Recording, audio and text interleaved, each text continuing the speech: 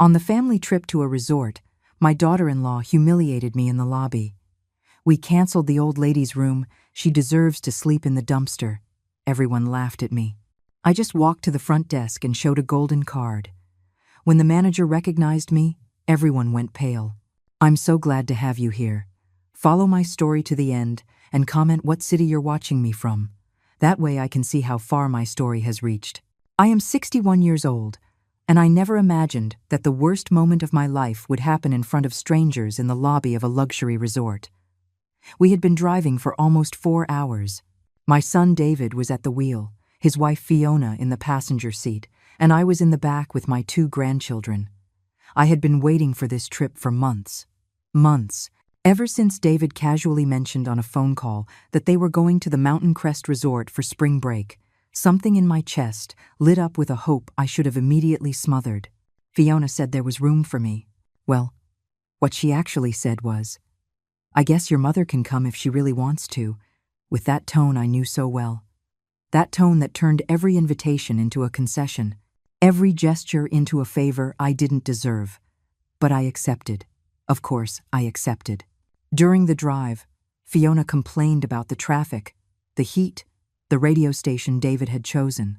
When one of the kids asked if we could stop for a bathroom break, she sighed as if they had asked her to climb a mountain.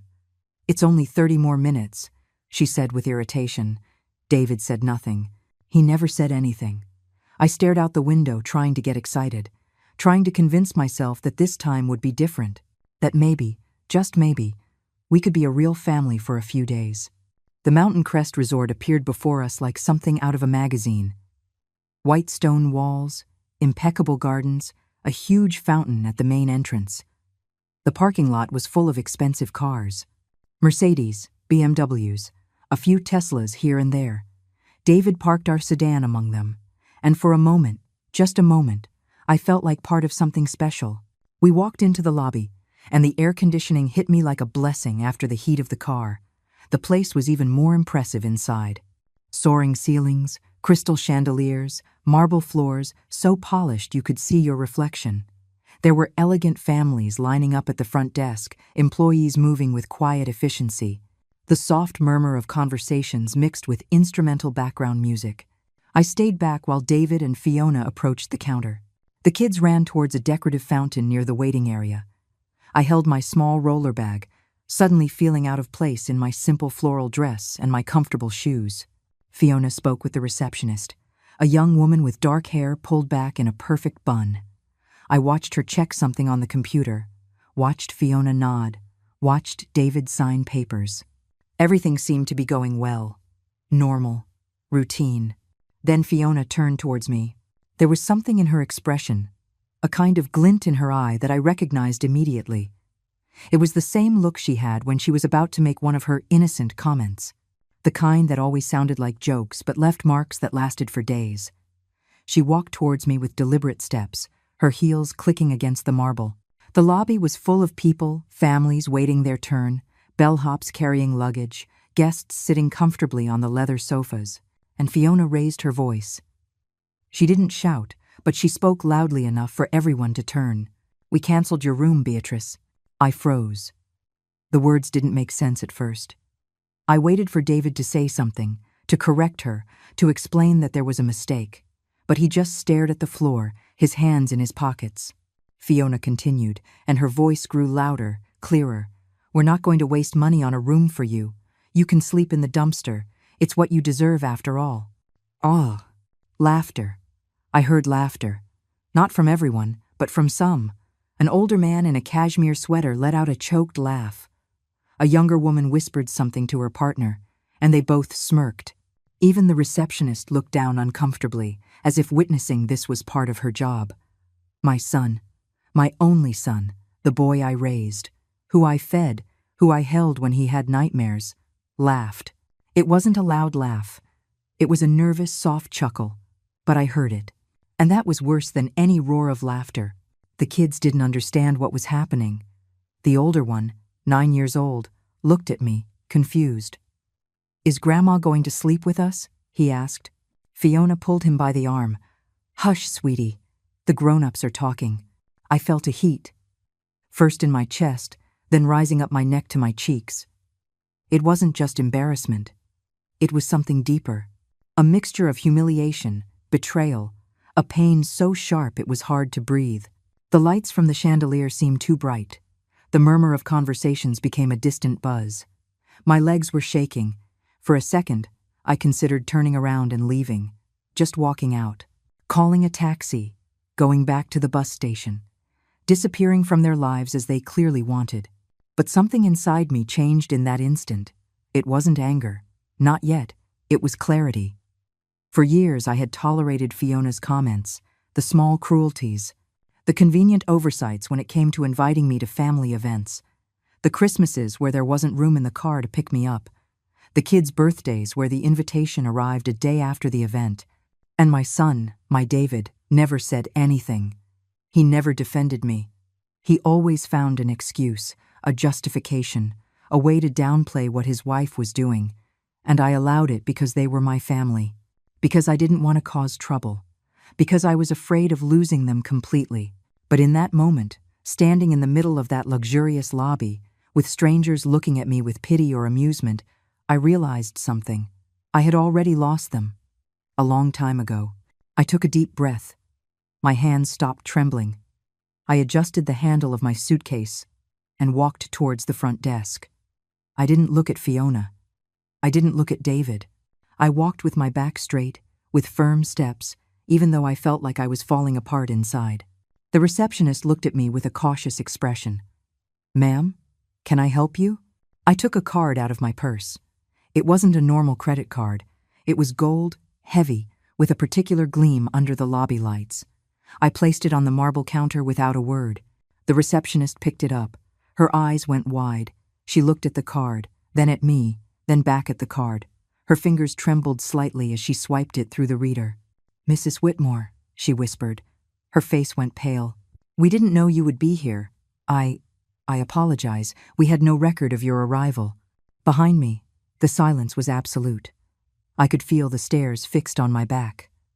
The receptionist typed quickly on her computer, her movements nervous. "One moment, please. I'm going to call the general manager immediately." And then he arrived. A man in an impeccable suit with perfectly combed gray hair walked quickly from a side office. His expression went from professional to almost reverent when his eyes landed on me. "Mrs. Whitmore," his voice resonated in the lobby. He approached with hurried steps. "We had no idea you would be gracing us with your presence. Your name is on the list of the resort's owners, but..." The world seemed to stop. Owners. I heard a choked gasp behind me. I knew who it was. The manager continued speaking, but I could barely focus on his words. Something about the presidential suite, about special arrangements, about how the staff would be at my disposal. My heart was pounding, not from nerves, but from a strange mix of relief and sadness. I turned around slowly. David was pale. Completely pale. His mouth opened and closed as if he wanted to speak, but the words were stuck in his throat. Fiona, on the other hand, had her face frozen in an expression of pure shock. Her green eyes, normally so calculating, now reflected something I had never seen in her. Fear. The kids were pulling on their father's sleeve, asking questions he couldn't answer. The people who moments before had been laughing were now watching us with an uncomfortable curiosity. Some muttered among themselves. Others just stared, waiting to see what would happen next. "Mrs. Whitmore," the manager touched my arm gently. "Would you like us to take your luggage to your suite immediately? We have champagne waiting, and the chef can prepare whatever you desire for dinner." I nodded silently. I still didn't trust my voice. "Perfect. And your companions?" He looked at David and Fiona with a neutral, professional expression, but there was something in his eyes. Recognition. He had witnessed the entire scene. "They have their own reservation," I said finally. My voice came out firmer than I expected. "They will not be traveling with me." The manager nodded. "Of course. If you need anything at all, just dial 0 from your room." He motioned to a young bellhop. "Please escort Mrs. Whitmore to the presidential suite." As the bellhop took my suitcase, David stepped forward. "Mom, we need to talk." I looked at him, really looked at him. I saw a 37-year-old man, not the boy he had been. I saw the fine lines around his eyes, the start of gray at his temples, the slightly stooped posture of someone carrying an invisible weight. But more than anything, I saw a stranger. Someone who looked like my son but had stopped being him a long time ago. Not now, David. But Mom, I don't understand. How could you? Why did you never tell us? Later, I said, and followed the bellhop towards the elevators. The presidential suite was on the 15th floor. The bellhop made polite conversation during the ride up, mentioning the amenities, the restaurant hours, the location of the spa. I nodded without really listening. My mind was somewhere else, in another time. When the suite door closed behind me, I could finally breathe. The room was spectacular. Floor-to-ceiling windows with views of the mountains, elegant furniture, a full kitchen, even a grand piano in the corner. There were fresh flowers in crystal vases, a bottle of champagne on ice as the manager had promised, and gourmet chocolates on the coffee table. I sank into the blue velvet sofa and closed my eyes. The truth was more complicated than anyone imagined. 15 years ago, when my husband Richard died, he left me more than anyone knew. Richard had been a quiet, hard-working man, the kind of person who went unnoticed in a crowd. We had lived modestly, never showing off, never drawing attention, but Richard had been smart with investments. Very smart. When he died, I discovered we had nearly $2 million in various assets, properties, stocks, bonds, and this resort, Mountain Crest, had been one of his last investments. He had bought a 30% stake when the place was under construction, betting that it would become a successful luxury destination. He was right. After his death, I had decisions to make. David was 22 then, just out of college, full of ideas about how to help me manage the finances. He and Fiona had only been dating for 6 months, but she was already there, in every conversation, every family meeting, offering suggestions. I remember one afternoon in particular. We were sitting at the kitchen table of my old house, going over documents. David had that serious expression he put on when he wanted to seem adult. "Mom, I think you should let me handle this. It's complicated. I don't want you to get stressed or make any mistakes." Mistakes. As if I were incapable. As if 40 years of marriage and running a household hadn't taught me anything about money. Fiona was next to him, nodding with a concerned expression. "It's a lot to process, Beatrice. David just wants to take care of you. Maybe it would be better if he handled the accounts, the investments. You could just rest, enjoy your pension." Pension. As if I were an invalid old woman. But I nodded. I let them believe they would. I showed them a few accounts, a few documents, just enough to satisfy them. And I kept the rest for myself. The biggest investments, the properties, the business stakes, including this resort. Why did I do it? At first, I didn't know. There was something in the way they spoke to me, the way they assumed my incompetence, that made me want to protect what Richard and I had built. Then, as months and then years went by, it became something else. It became a test. I wanted to see who they really were when they thought I had nothing to offer them but my presence. I wanted to know if they loved me as a mother or if they just tolerated me as an obligation. The answer came slowly, painfully. David and Fiona got married a year after Richard's death. They didn't ask for my help with the wedding. Fiona said her parents would handle everything. I assumed it was because they wanted to control the details. Years later, a cousin casually mentioned that Fiona had said it wasn't worth asking Beatrice for money because she was barely scraping by on her pension. My pension, which they assumed was all I had. When the kids were born, I tried to be present. I offered to babysit, to help, to be the grandmother I wanted to be. But there were always excuses. Fiona was busy with her routine. The kids had too many activities. It wasn't a good time for a visit. At Christmas, they would invite me, but always with that tone. "I guess you can come if you don't have other plans." As if it were a favor. As if my presence were a burden they endured out of obligation. And the birthdays. God, the birthdays. David never forgot Fiona's. Flowers, fancy dinners, expensive gifts. My 60th birthday. Last year, it passed without a single call. When I finally called 3 days later, David said, "Sorry, Mom. With work, it completely slipped my mind." Fiona had had her surprise party 2 weeks earlier. 40 guests, live music, a 3-tiered cake. I swallowed the pain, again and again. But somewhere inside me, a part had recorded every slight, every forgotten date, every time they chose to exclude me. And that part had grown, solidifying into something cold and clear. This wasn't my family, it was my failed test. The phone in the suite rang, pulling me from my thoughts. I ignored it. It rang 3 more times before stopping. Then my cell phone started vibrating. David. I ignored the call. Then another, and another. Finally, a text message arrived. Mom, please, we need to talk. We're at the restaurant in the lobby. We'll wait for you. I looked at the message for a long time. Then, slowly, I typed a reply. I'll see you at the restaurant at 7. Just you and Fiona. The children need to stay with the hotel's babysitting service. Dinner was in 2 hours. I took a long shower, letting the hot water loosen the tension in my shoulders. I put on a dress I had bought months ago but never worn. It was elegant, a deep navy blue, with a cut that fit me better than I remembered. I did my hair. I put on a little makeup. When I looked in the mirror, I saw something I hadn't seen in years. I saw a woman who wasn't apologizing for existing. I went down to the restaurant at exactly 7 o'clock. The place was beautiful, with dim lighting, candles on every table, the soft clinking of glasses and silverware. I saw David and Fiona at a corner table. He looked agitated, swirling his wine glass in nervous circles. She had that expression I knew well: forced control, tight lips, hands on the table, fingers laced together too tightly. I sat across from them without a word. A waiter appeared immediately, filling my water glass, offering the menu. I ordered without looking at it, keeping my eyes on my son. The silence stretched, thick and uncomfortable. Finally, David broke it.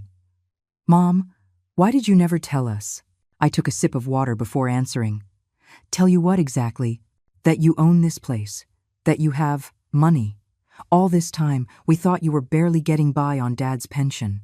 I never said that, I replied calmly. You assumed it. Fiona leaned forward, her voice controlled but tense. You made us look like fools out there, in front of all those people. I looked directly at her. For the first time in 15 years, I looked at her without looking away. No, I said softly.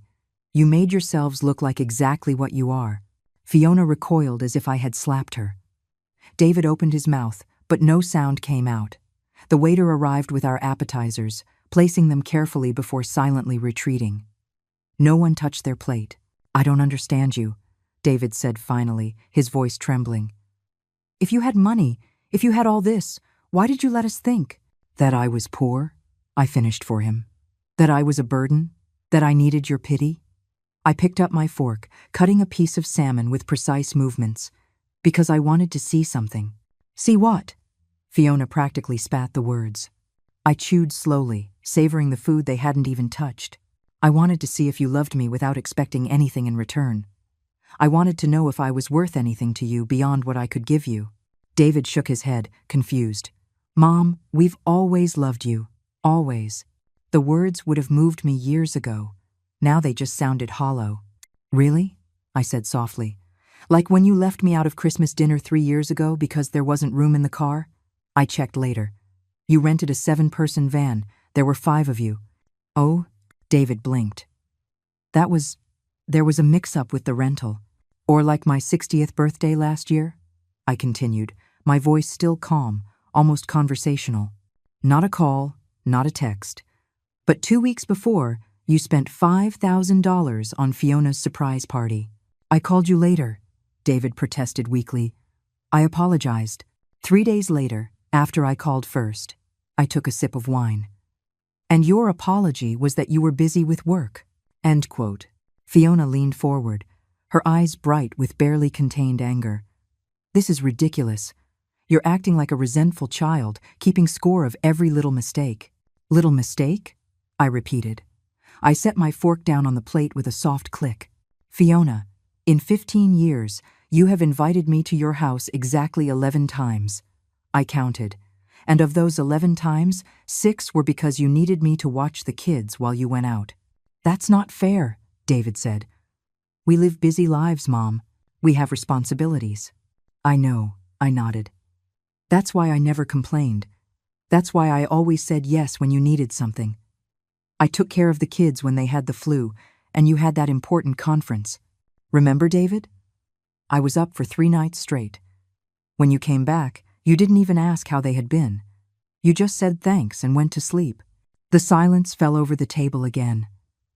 I could see David processing, remembering. His face tightened with each memory.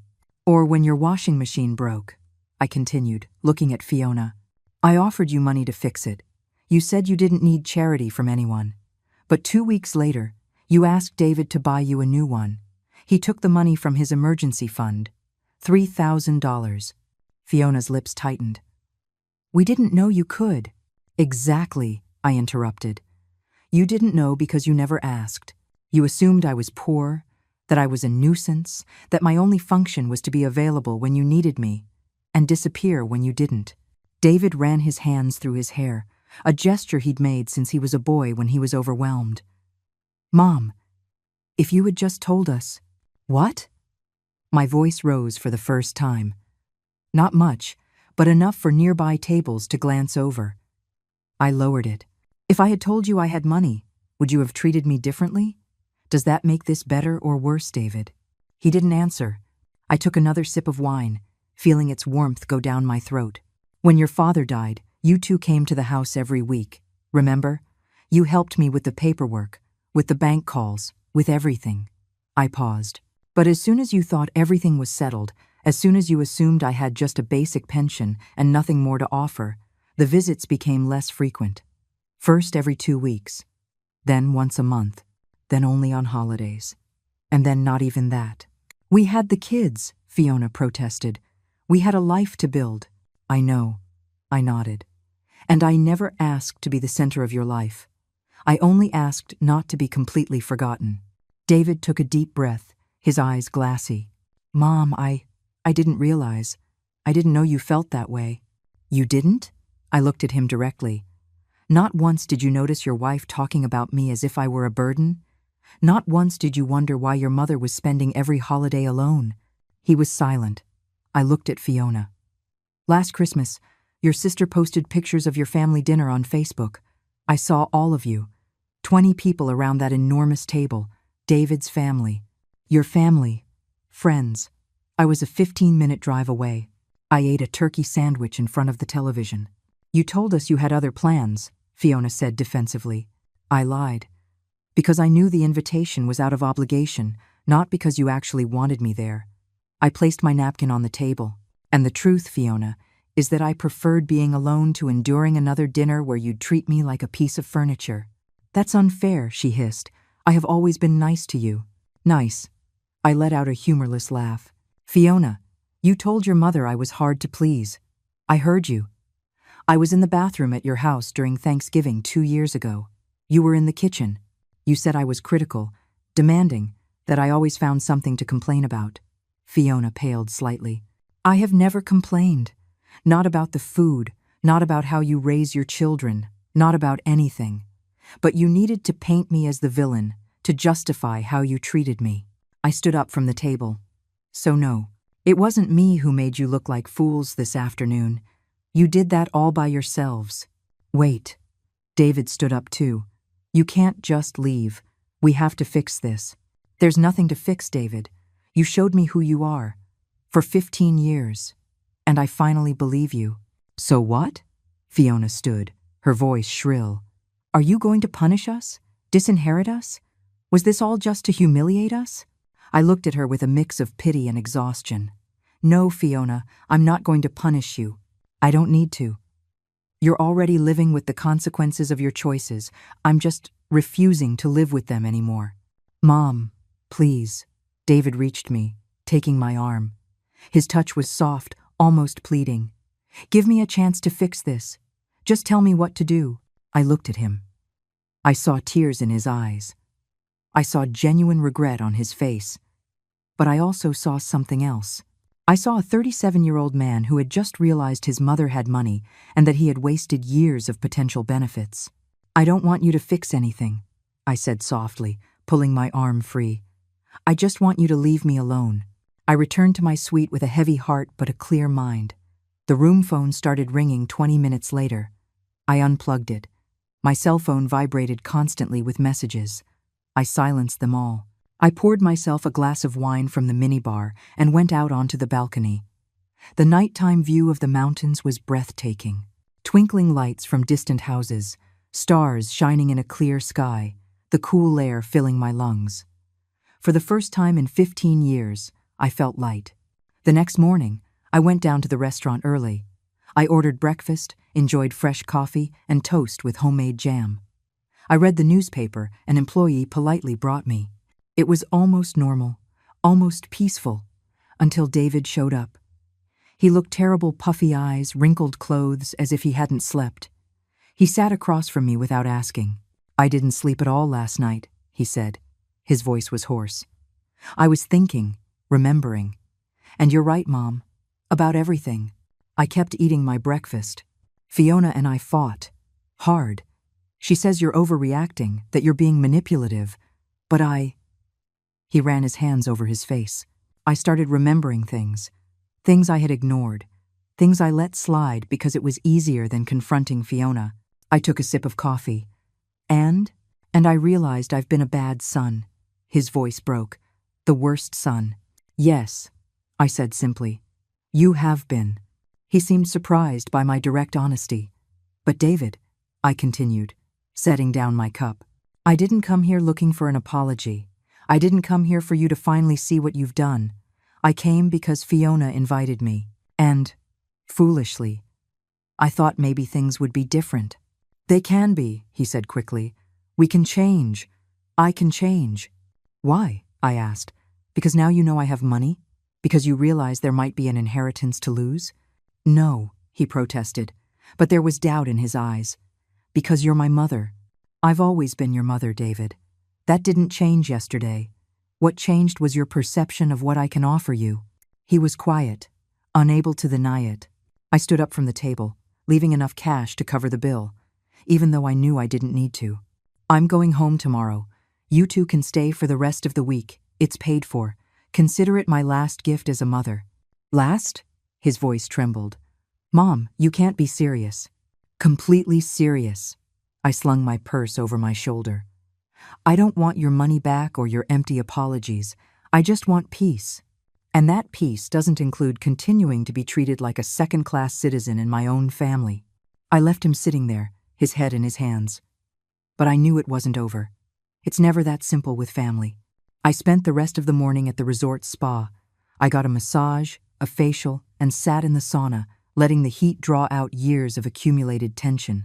The staff treated me with a deference that would have once made me uncomfortable, but now I simply accepted it. I was an owner of this place. I had invested my money wisely when others assumed I couldn't do anything but cook and clean. I was in the relaxation lounge, wrapped in a soft robe and sipping herbal tea, when one of the spa employees approached with an uncomfortable expression. "Mrs. Whitmore, excuse the interruption. There's a rather insistent lady at the front desk asking for you. She says she's family." I sighed. "Tell her I'm not available." The employee nodded and left. I closed my eyes, trying to reclaim some of the peace I had felt moments before. But 5 minutes later, my cell phone started ringing. It was a local number I didn't recognize. I answered out of pure curiosity. "Hello? Beatrice?" It was Fiona. "Of course." "I'm in the lobby. We need to talk. Now." "I'm busy." "I don't care what you're busy with. Come down immediately, or I'm coming up myself." Something in her tone, that air of authority she had always used with me, sparked something inside me. "If you try to come up to my suite, I will call security." Silence on the other end. Then, in a more controlled but still tense voice, "Please, just 5 minutes." I considered hanging up. But there was something different in her voice. This wasn't the bossy, confident Fiona I knew. There was a hint of desperation. "The sitting area next to the lobby. 5 minutes. Not one more." Handcrete. I dressed without rushing, taking my time. If Fiona was going to demand my presence, she could wait. I went down 15 minutes later. I found her sitting rigidly on one of the leather sofas, her hands clasped in her lap. When she saw me, she stood up immediately. She wasn't wearing her usual perfect makeup. Her eyes were red. Her hair wasn't so impeccably styled. She looked human, vulnerable. I sat across from her without a word. "You're destroying my marriage," she said abruptly. I raised an eyebrow. "I'm not doing anything. Your marriage is destroying itself." David didn't sleep last night. He was up, looking at old photos, reading old messages. He's realized. She bit her lip. He's realized things. That you manipulated him into pushing me away. That you built a narrative where I was the problem mother-in-law to justify your cruelty. I kept my voice neutral. "Yes, I imagine realizing that must be uncomfortable." And are 12. "It wasn't like that," she protested, but without conviction. "I just wanted us to be our own family without interference." Interference. I repeated the word slowly. "Fiona, in 15 years I've seen you maybe 30 times. If that's interference, I don't know what absence is." She wrung her hands. "You're right, I know. I've been horrible to you. But you have to understand, my own mother was controlling, always meddling in my life, in my marriage. When David and I got married, I swore I wouldn't let that happen. So you assumed I would be the same." "Yes," she said it so quietly I barely heard her. "And every time you tried to get closer, I saw it as an invasion, as control. So I pushed you away. And David—" She paused. "David let me, because he trusted me, because I made him believe I was doing it for us." It was the most honest confession I had ever heard from her. But it came too late. Far too late. "And now what, Fiona? You've come to apologize because David has finally opened his eyes? Or because you realize there's money you could have been enjoying all these years?" Her face contorted. "It's not about the money, isn't it?" I leaned forward. "Because just yesterday you said you canceled my room. You sent me to the dumpster. Did you do that out of family love?" Tears began to roll down her cheeks. "I was angry. God, I don't know. I was annoyed that David insisted you come. Because once again, we had to put up with his mother. And in my head, you were this figure who represented everything I didn't want to be. A meddling, needy, demanding mother-in-law. I was never any of those things." "I know." She sobbed openly now. "I know, and David is throwing it all in my face. He's going over every moment, every excuse I made not to invite you. He yelled at me last night. He told me I'm cruel, that I'm manipulative, that I've become my mother." She covered her face with her hands. "And he's right. Watching Fiona break like this should have given me satisfaction. I should have felt vindicated, but I just felt tired. Fiona, I didn't come here to destroy your marriage. I came because, foolishly, I still had hope. Hope that maybe, just maybe, we could be a family. But what you did yesterday, in front of all those people, only confirmed what I already knew. I am not welcome in your life. And I probably never was." End of tree. "I can change," she said desperately. "I can be better. Just give me a chance." "A chance for what? To pretend you appreciate me? To invite me to awkward dinners where we all pretend the last 15 years didn't happen?" I shook my head. "No, Fiona, I don't want that." "Then what do you want?" Her voice was pleading. "Tell me what to do, and I'll do it. I want you to leave me alone." The words came out colder than I intended. "I want you and David to live your life, raise your children, and forget about me. Because that's what you've been doing anyway. Only now we're making it official." She stood up abruptly. "You can't be serious. The kids need you. David needs you. The children don't know me. And David?" I paused. "David made his choice a long time ago. He chose his comfort over my well-being. He chose your version of reality over the truth. And now that the truth is out, I can't just pretend that doesn't matter." Fiona wiped her tears with the back of her hand. "You're his mother. Mothers are supposed to forgive." "Supposed to?" I looked at her with a mix of disbelief and sadness. "Fiona, I have spent 15 years forgiving every forgotten date, every slight, every small humiliation. Forgiveness isn't infinite. And mine ran out yesterday when you told me I deserved to sleep in a dumpster." End of. She stood there, trembling. Then, in a small voice, she asked, "What are we going to tell the children?" That's not my problem. I stood up. But if you want my advice, tell them the truth. Tell them their grandmother tried to be a part of their lives, but their mother wouldn't let her.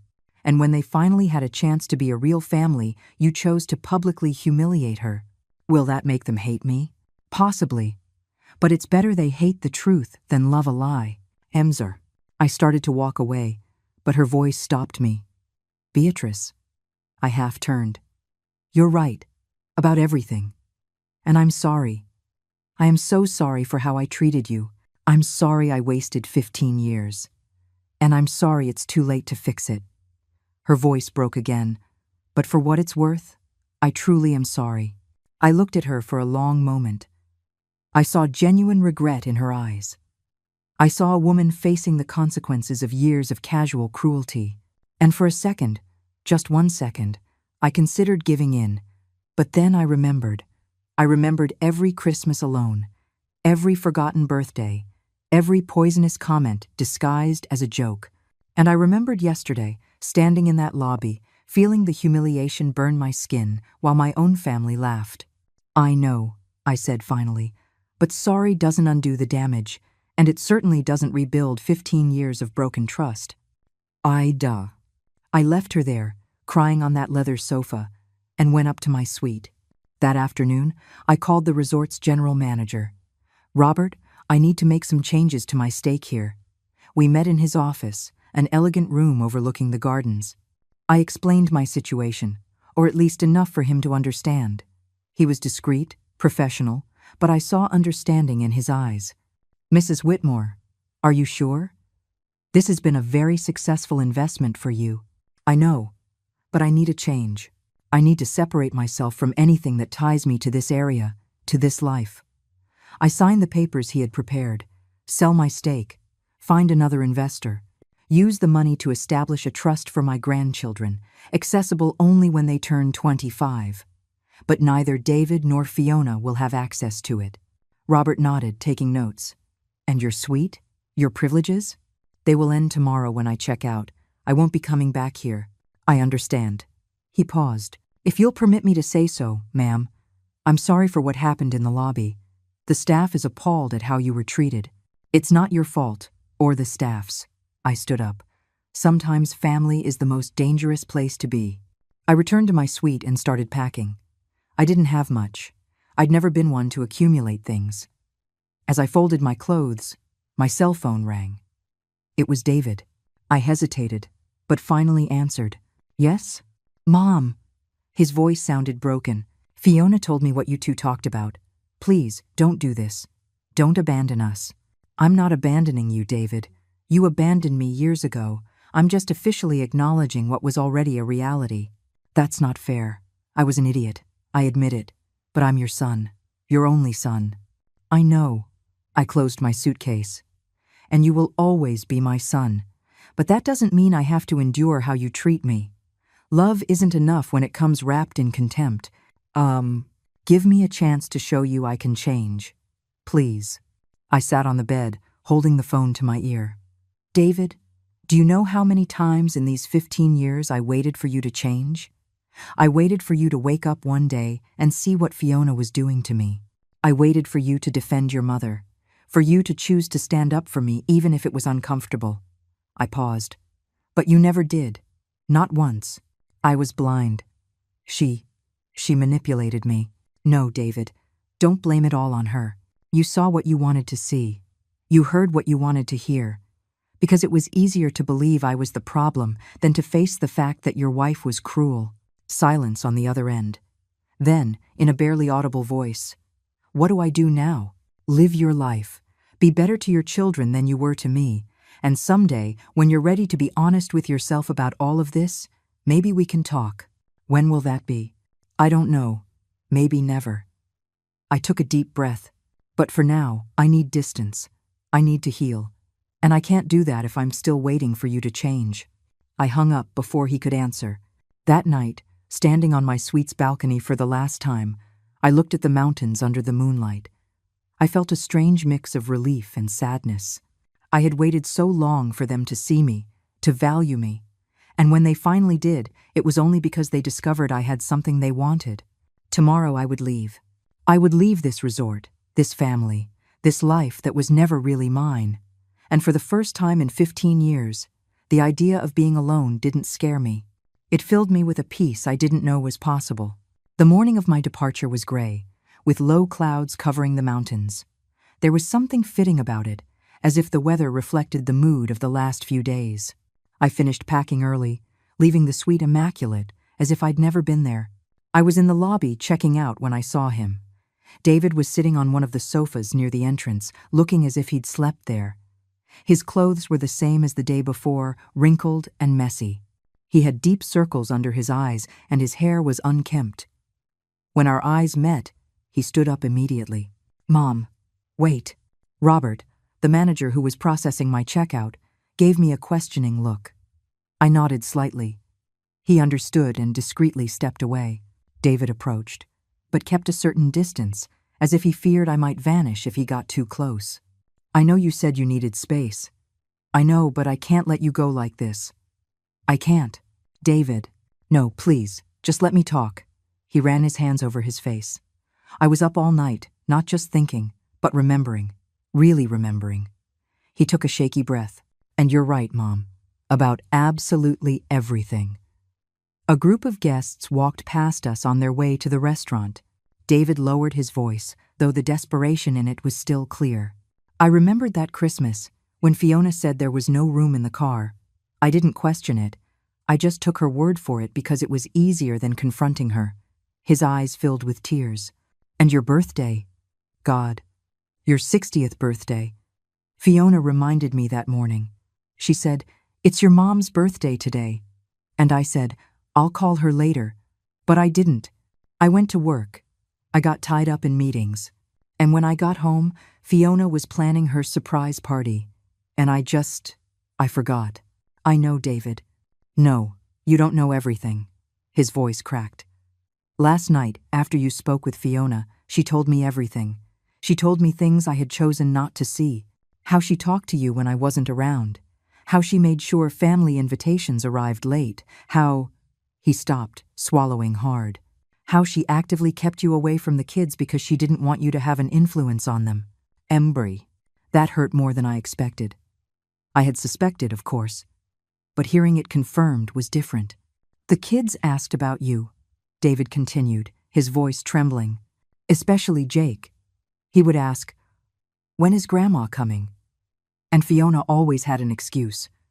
You were busy, you were sick, you had other plans, and I—" His face contorted in pain. "I was right there. I heard the lies, and I said nothing." "Why?" I asked, though I already knew the answer. "Because it was easier." The tears finally fell down his cheeks. "Because confronting Fiona meant admitting I had married someone capable of that cruelty. It meant admitting that I had failed you, and it was so much easier to believe her version. Where you were fine, where you didn't need us, where everything was justified." He sank onto the nearest sofa, covering his face with his hands. I remained standing, my suitcase by my side, watching my son fall apart. "There's something else," he said, his voice muffled by his hands. "Something I never told you." I waited. He lowered his hands slowly. His eyes were red, swollen. "When Dad died, before we started going through the paperwork, Fiona said something to me. She said I was the man of the family now, that I had to take care of you because you couldn't do it alone. That widows your age become dependent, needy. The air seemed to leave my lungs. And I believed her. I went into those meetings with you, expecting to find a lost, helpless woman. But you—" a sad smile crossed his face. "You knew exactly what to do. You had everything organized. You handled every paper, every call, every decision with clarity. And that bothered her. It bothered her that you didn't need us. And you?" He paused for a long time. "I was ashamed. I realized I had underestimated my own mother, that I had believed that without Dad, you would fall apart. And when you didn't, when you showed you were perfectly capable, I didn't know how to process that." He shook his head. "So I let Fiona create a new narrative. One where you were fine, but not so fine that you didn't need us. One where we could visit when it was convenient without feeling guilty. The silence between us was thick, heavy with years of unsaid truths. "David," I said finally, my voice softer than I expected. "Why are you telling me all of this now?" "Because I need you to know that I know exactly what I did. I can't hide behind 'I didn't realize' anymore. I chose. Every time I ignored a call from you, every time I found an excuse not to visit, every time I allowed Fiona to treat you badly, I chose." He stood up, moving closer to me. "And I chose wrong. I chose my comfort over your well-being. I chose my marriage over my mother. And now?" I asked. "Now that you know I have money? Now that you realize there's an inheritance at stake?" "It's not about that." His voice was firm despite his tears. "Last night, before Fiona told me everything, before I processed anything about the money, I looked at old photos. I found one from my college graduation. Dad was there. You were there. And I remembered that day. I remembered how proud you looked, how you hugged me and told me I'd accomplished something incredible." He wiped the tears with the back of his hand. "And then I looked at more recent photos. Jake's elementary school graduation last year. Fiona was there. Her parents were there. My in-laws. But you weren't. And I realized we hadn't even invited you. We hadn't even thought of you." He looked at me, his eyes pleading. "David, I let my son grow up without knowing his grandmother. I let Fiona turn my children into strangers to you. And it wasn't because of money I didn't know you had. It was because it was easier to keep you at a distance than to deal with the discomfort of including you. I wanted to comfort him. Part of me, the part that had been a mother for 37 years, wanted to hug him and tell him everything would be okay. But another part, the part that had suffered in silence for 15 years, held firm. "I appreciate your honesty," I said calmly. "I really do. But David, acknowledging your mistakes doesn't erase them." "I know." He nodded frantically. "I know, but it has to be a start. There has to be a way to fix this." "Fix it for what? For whom?" I looked him straight in the eye. "So you can feel better about your choices? So you can tell yourself you tried?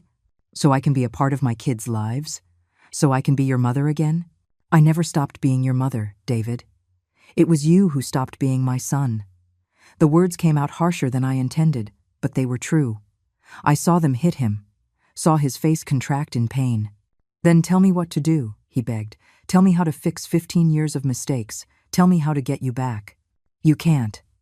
The words were simple, final. "There's no reset button for this, David. There's no series of apologies or gestures that will turn back time." "So what? You're just giving up on me? Writing me off like I wrote you off?" The accusation in his voice surprised me. "I'm not writing you off. I'm setting you free. Both of us. I don't want to be set free. I want my mother." "Do you?" I asked gently. "Or do you want the idea of a mother?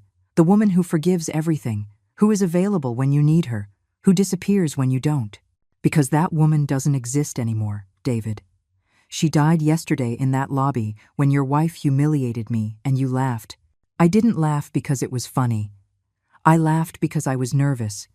Because I didn't know what to do. You could have defended me.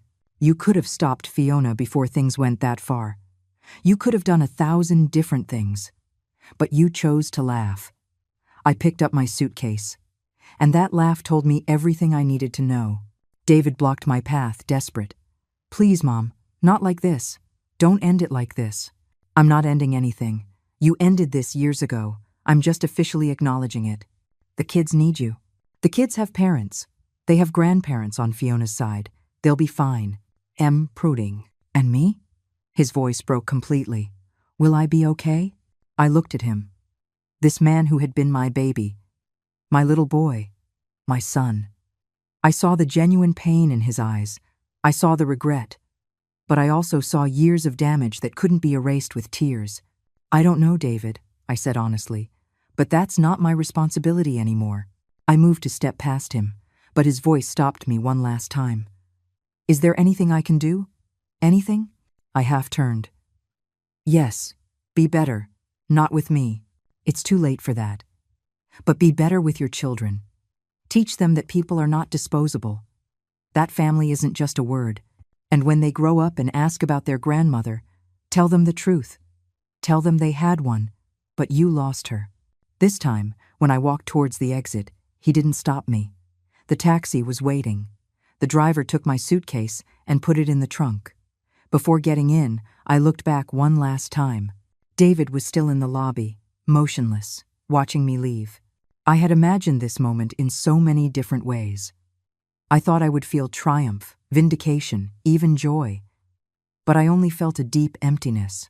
Not for what I was leaving behind, but for what I never truly had. I got into the taxi. To the airport, please. As we drove away from the resort, I didn't look back again. There was no reason to. That chapter of my life was over. 6 months later, I woke up in my new home to the sound of seagulls and the smell of salt in the air. The house I'd bought on the Northern California coast was modest compared to what I could afford, but it was perfect. 2 bedrooms, an open kitchen with an ocean view, a small garden where I'd planted herbs and wildflowers. It was mine, completely mine. I made coffee and went out to the deck with a blanket over my shoulders. The sunrise was painting the sky in oranges and pinks, and the waves crashed gently against the rocks below. This morning ritual had become sacred to me. It was the time where I just existed, without expectations, without disappointments, without the weight of being who others needed me to be. The first few months after leaving the resort had been strange. David called me 17 times in the first week. I let them all go to voicemail. I listened to every message, not because I wanted to reply, but because I needed to confirm my decision. Each call was the same: apologies, pleas, promises of change. But the words meant nothing anymore. Words had never been the problem. Eventually, the calls tapered off 1 a week, then 1 every 2 weeks. Now, I occasionally saw his number pop up, but I no longer felt the urge to answer. I had made peace with my decision. The sale of my stake in the resort had been finalized last month. Robert had kept me informed throughout the process. I asked him not to disclose my new address to anyone, and he respected my privacy. The money from the sale, almost $3 million, was divided according to my instructions. 2/3 went into a trust for my grandchildren, accessible when they turned 25. The remaining third I donated to support organizations for older women in situations of family abuse. It was ironic, but also fitting. My phone vibrated on the table next to my coffee. A text from an unknown number. I considered ignoring it, but curiosity won. "Beatrice, it's Margaret, Fiona's mother. I need to talk to you. It's important. Please. Margaret." I hadn't spoken to her since David and Fiona's wedding almost 16 years ago. I hesitated for several minutes before replying. "About what?" The reply was swift. "About my daughter. About what she did to you. Please, give me 5 minutes of your time." I should have said no. I should have blocked the number and continued with my peaceful morning. But something in her message, a desperation I recognized in myself, made me reply, "Call me." The phone rang seconds later. "Beatrice, thank you for answering." Margaret's voice sounded tired, older than I remembered. "I know I have no right to ask you for anything after what Fiona did." "No, you don't," I said simply. "I know, but I need you to know something. I need you to know that Fiona," she learned that behavior from me. She paused, and I heard her shaky breath. "I was a terrible mother-in-law, controlling, critical, always meddling in my son's marriage. And when they finally had enough of me, when they pushed me out of their lives, I became filled with bitterness." I said nothing, waiting for her to continue. "Fiona saw all of that. She saw how my meddling destroyed my relationship with my son. And when she married David, she swore she would never let her mother-in-law do the same thing, except," her voice broke, "except you were never like me. You never meddled. And yet, she treated you as if you had." Why are you telling me this, Margaret?" "Because 2 weeks ago, Fiona came to see me. It was the first time we'd spoken in months. And she said something that broke my heart. She said, 'I became you, Mom.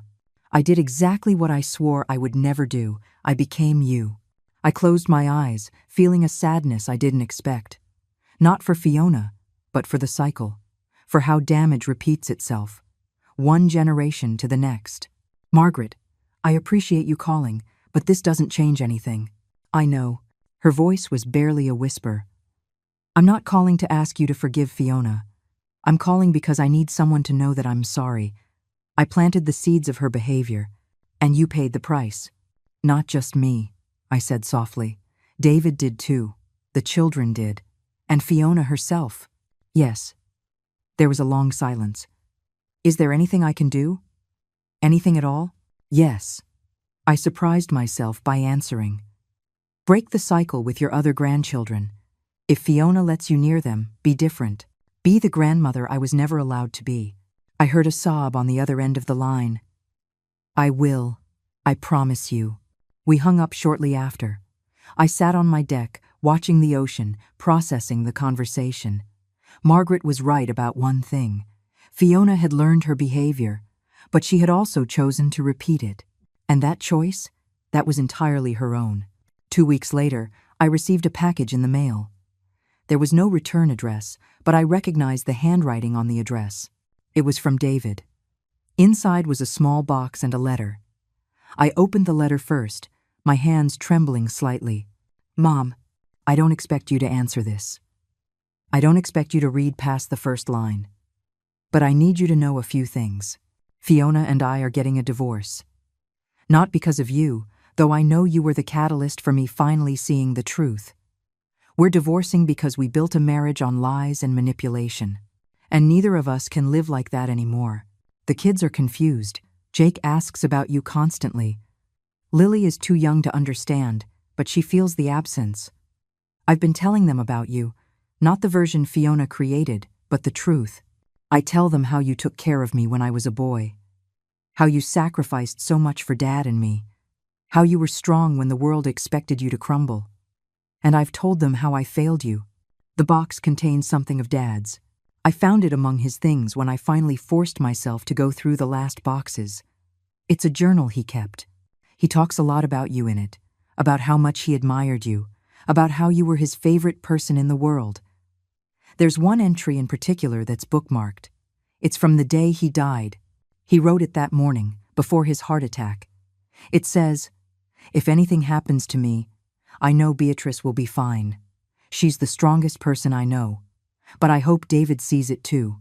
I hope he takes care of her in the way she deserves, not in the way he thinks she needs." I read it and cried for 3 days straight. Because Dad knew you, he saw you, and I never did. I'm not sending this to get your forgiveness. I'm sending it because you deserve to know that Dad loved you exactly as you were, and that I, eventually, learned to see what he always saw. Be happy, Mom. Be everything you were never able to be when you were trying to be a part of our family. With love and eternal regret, David. I held the letter with trembling hands. Silent tears rolled down my cheeks as I opened the box. Inside was Richard's journal, worn leather, with page markers sticking out. I opened it to the page David had indicated. Richard's handwriting, familiar and missed, filled the page. I read his words about me, about our life together, about his faith in my strength, and at the end, that line about David, that hope that was never fulfilled. I closed the journal and held it to my chest, looking out at the ocean. Richard had known me. He had truly seen me, and in a way, that had to be enough. I put the journal on my nightstand, where I could see it every morning, but I didn't answer David's letter, not because I was angry, but because there was nothing left to say. He had done his processing, had come to his conclusions, and I was at peace with mine. The months continued to pass. Winter came, bringing storms that made the ocean roar. Spring followed, with wildflowers covering the cliffs. And slowly, I built a life that was entirely my own. I met other women in town, widows, divorcees, some who had never married. We formed a group that met on Thursdays for dinner to share stories. They weren't my blood family, but they felt more like family than the people I shared DNA with. One summer afternoon, I was in the garden when my phone rang. It was a local number I didn't recognize. "Hello? Mrs. Whitmore, this is Jennifer from the Harbor Cafe. You have a visitor asking for you. He says he's your grandson." My heart stopped. My grandson? Yes, a young boy, 9 or 10. He's with his father. They're asking if you can meet them here. Jake and David. Part of me wanted to say no. I wanted to protect the peace I had built.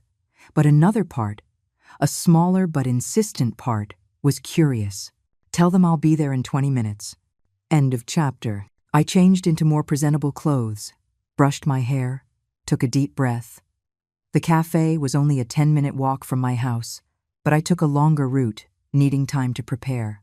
When I arrived, I saw them immediately. David was at a table by the window, looking thin and tired. Next to him was Jake, now clearly 10 years old, with his father's dark hair and my eyes.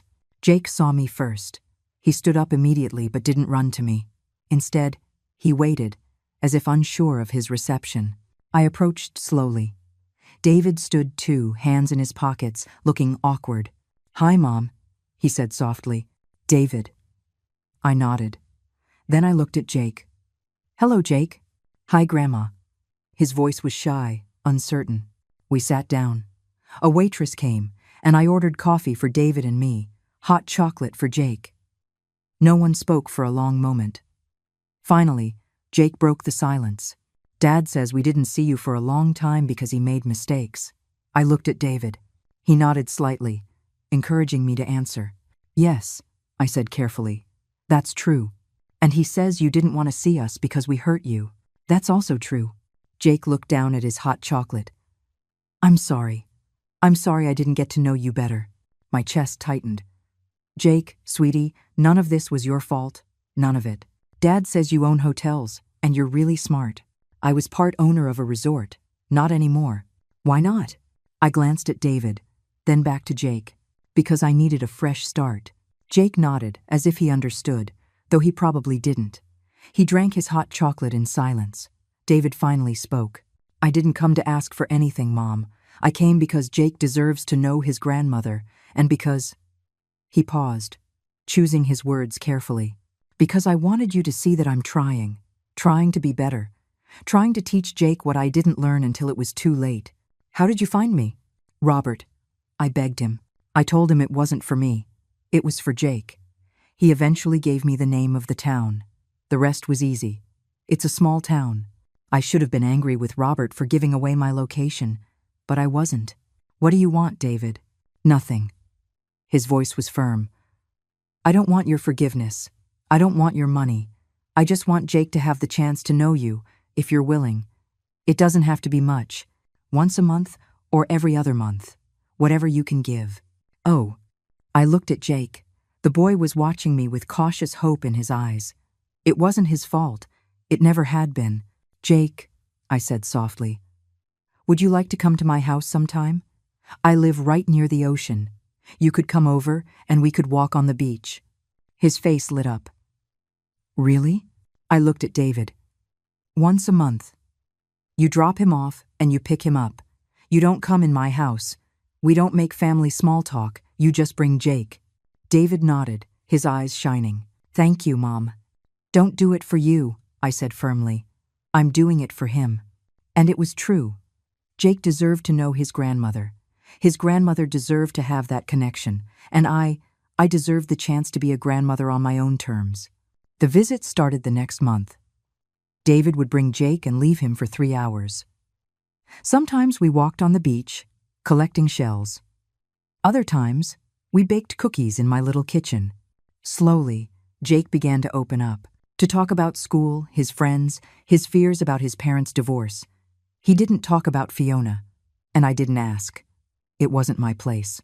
David kept his word. He dropped Jake off and came back at the exact time. He didn't try to come in. He didn't push for deep conversations. Sometimes I would see him waiting in his car, and I would wonder what he was thinking. But it wasn't my concern. 6 months after that first visit, Jake and I were sitting on my deck, eating sandwiches, when he said, "Dad says you're the strongest person he knows." "Does he?" "Yeah. He says you were strong, even when nobody noticed.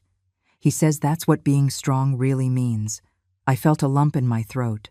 "Your dad is wiser than he used to be. He says he wishes he was like that sooner." Jake looked at me with serious eyes. "He says he lost you because of his own fault, and that it's the biggest mistake of his life." I didn't know what to say to that. Jake continued. "But he also says the best thing he can do now is make sure I don't make the same mistakes, that I know how to value people while they're still here." I looked out at the ocean, blinking back tears. Your dad is right about that. That evening, after David picked Jake up, I sat on my deck with a glass of wine. My phone was on the table beside me, and for the first time in nearly a year, I considered calling David. Not to forgive him, not to rebuild what was broken, but to tell him that I saw him trying, that I saw his efforts, even if they didn't change the past. But instead I sent a simple text. "Jake is a good kid, you're raising him well." The reply came minutes later. "Thanks, Mom, that means more than you know." I didn't reply. There was no need. The months turned into a year. Jake kept coming, and we slowly built our own relationship. It wasn't perfect, but it was real. It was honest. And it was on my terms. David never asked for more than I was willing to give. Lily, his younger daughter, was now 7, and sometimes came with Jake. She was shyer, more cautious, but sweet too. I told them stories about their grandfather Richard. I taught them how to cook recipes he loved. I showed them pictures of when David was a boy. We weren't a traditional family, but we were something, and that something was enough. One autumn afternoon, 2 years after leaving the resort, I was in my garden planting tulip bulbs when I heard footsteps on the gravel path. I looked up, expecting to see one of my friends from town. It was David, alone, without the kids. I stood up slowly, pulling off my gardening gloves. "It's not a visiting day." "I know." He stopped several feet away, respecting the space. I needed to tell you something." I waited, not inviting him closer. "Fiona got married again, to someone she met in therapy." He let out a bitter laugh. "Ironic, isn't it? But I didn't come to talk about her. I came because—" He took a deep breath. "Because I finally understood something. I understood that I don't need your forgiveness to move forward. That my job isn't to get you to forgive me, but to make sure Jake and Lily never have to ask for forgiveness for the same things." "And?" I asked, my voice neutral. "And I came to say thank you for letting Jake and Lily know you, for giving them what I threw away, and to tell you," his voice broke slightly, "to tell you that I finally understand what it means to be strong. It means knowing when to walk away. It means setting boundaries even when it hurts. It means choosing yourself when no one else will." The ocean wind blew between us, carrying the scent of salt and autumn flowers. "I lost you a long time ago," he continued, "and I spent years not accepting it. But I accept it now. You're not my mom in the way you used to be. You're Jake and Lily's grandmother. And that's more than I deserve." I said nothing. There was nothing to say. David nodded, as if he'd expected my silence. "I won't show up unannounced again. I promise. I just needed you to know that I finally get it." He turned to leave. But something in me, something small but persistent, made me speak. "David." He stopped but didn't turn around. "What you're teaching your children, about respect, about boundaries, about not taking people for granted." I paused. "Your father would be proud of that." I saw his shoulders tense, then shake slightly. He gave one sharp nod and kept walking without looking back. I stayed in my garden as the sun began to sink toward the horizon. I didn't feel triumph at my words. I didn't feel vindication. I just felt a kind of quiet closure. David would never be my son in the way he once was. That relationship died in the lobby of that resort, but he was learning to be a better father. And his children, my grandchildren, were learning lessons he learned far too late. That night, I sat on my deck with Richard's journal. I had been reading it bit by bit, savoring each entry like a precious gift. I came to a page near the end, dated just a week before his death. Beatrice asked me today if I had any regrets. I told her no. But the truth is, I do regret one thing: not telling her more often how extraordinary she is. Not for what she does for me or for David, but for who she is. Strong when the world expects weakness. Gentle when the world offers cruelty. She is my favorite person, and I hope when I'm gone, she remembers that. I hope she finds a happiness that doesn't depend on sacrificing herself for others. I closed the journal, silent tears rolling down my cheeks. Richard had known me, had seen me completely, and had wished for exactly what I finally had: happiness on my own terms. I looked out at the ocean, dark under the night sky but lit by the moon. The waves kept crashing with their eternal rhythm, indifferent to human drama, to broken families, to hearts healed and hurt. My phone vibrated. A text from Jake. "Grandma," Dad says, "I can have a sleepover next month if you want. Do you?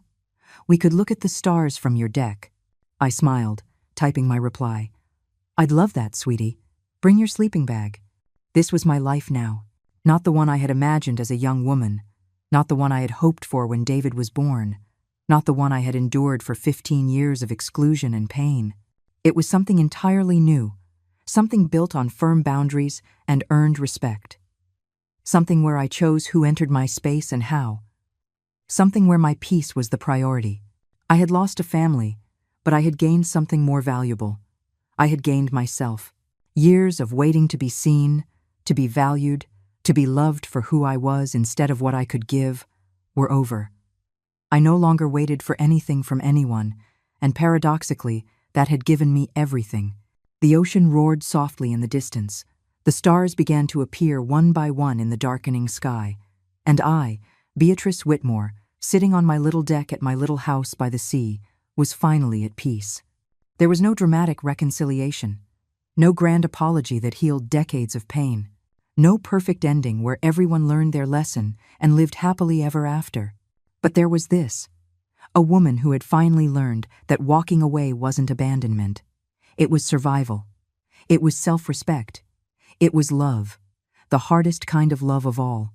The self-love that says, "I deserve more than this." There was this. Grandchildren who would grow up knowing that people have limits and those limits must be respected. Who would learn that you can love someone from a distance. Who would see in their grandmother not a victim, but a woman who chose her own peace over the comfort of others. And there was this. Me, finally free from the weight of expectations that would never be met. Free from the need to be needed. Free from apologizing for existing. Freedom, I discovered, doesn't always arrive with a fanfare. Sometimes it arrives quietly, in a house by the sea, on a deck under the stars. It arrives when you finally let go of what was never yours to hold. The responsibility for the happiness of others at the cost of your own. I took the last sip of my wine and looked toward the future. I didn't know what it would bring.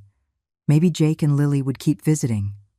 Maybe the relationship with David would remain distant but respectful. Maybe someday, years from now, we might find something like forgiveness. Or maybe not. And that was okay too, because I had learned the most important lesson of all. I didn't need their closure to have my peace. I didn't need their regret to move on. I didn't need anything from them at all. All I needed was this. The sound of the ocean, the star-filled sky, and the absolute certainty that I had made the right choice. I had chosen myself. And that choice, that simple but revolutionary choice, had changed everything. The night deepened, and I sat for a little while longer, savoring the stillness, the solitude that no longer felt like abandonment, but like a sanctuary. Finally, when the ocean chill grew too strong, I went inside my house. I locked the door behind me, not to keep anything out, but to keep something in. My peace, my space, my life, rebuilt from the ground up. And for the first time in more years than I could count, I went to sleep without a weight on my chest, without unanswered questions, without hopes that would hurt me. Just the deep, quiet satisfaction of a woman who had finally found her way home, to her real home, to herself.